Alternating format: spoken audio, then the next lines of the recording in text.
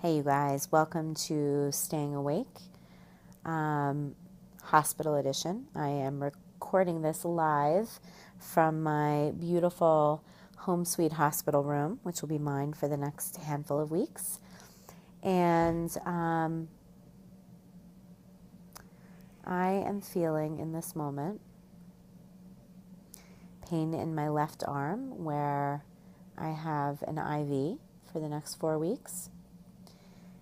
And I am simultaneously feeling a little contraction, which I'm not allowed to be feeling. So my belly is tightening. A little bit rammy.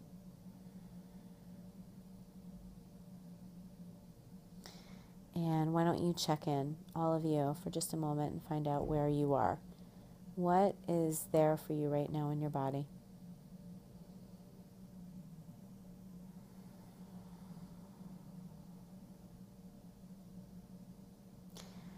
So I have been acutely aware of my emotions over the last couple days because they have been like a roller coaster. I am noticing that there is distraction, lots of distraction. Prior to coming in, there was so much to do, and I had a teacher of mine say to me, sometimes you just need to distract. Sometimes the pain is too great that you just need to distract. I would like to be able to distract in a guilt-free way. Like if that's what I'm doing, then I want to own it. There's also has been a lot of sadness. I feel like more sadness than I've ever experienced, even in the loss of my daughter.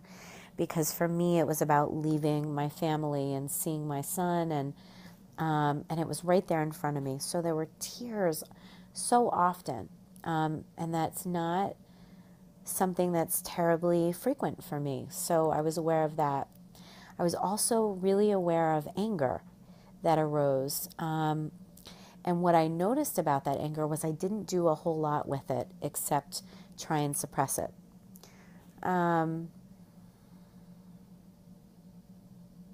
Intimacy and closeness towards my husband because I knew we were parting, and also guilt around that why did it take my leaving for me to avail myself enough to feel that brokenheartedness with him or that closeness with him. So with all of this, there was the recognition, and you've heard me say this 100 times, of I'll take this, but I don't want that. I don't want this distraction. I want the intimacy. I don't want the guilt.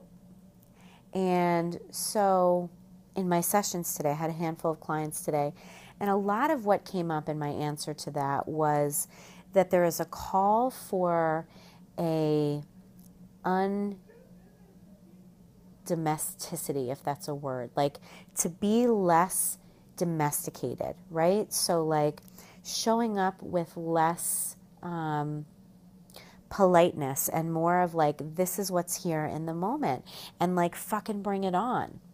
And so I want to keep this short and sweet. I want to ask you to really dig in and think about the emotions that you have. Think about the ones you allow, and think about the ones that you try and stay away from. And I'm going to pair you up with somebody, and I want you to talk about that. I want you to talk about what is acceptable and what is unacceptable. And then I want you to go one step further, and I want you to talk about what the possibility is of you showing up in all of your grandeur, like big swooping emotions, whether they're anger, whether they're joy, and who would you be if you just allowed it all to be there? So you may sob in front of your child, and that may be their ticket to feeling that it's okay for them to show up with big emotions. But what if we allowed ourselves to show up just as we are? So once again, I want you to talk about the emotions, the ones that you accept and you allow in, and the ones that you give the Heisman. And I want you to also talk about what would look different if you allowed it all in? And what are you afraid of? So 5 minutes, easy peasy. Feel into that.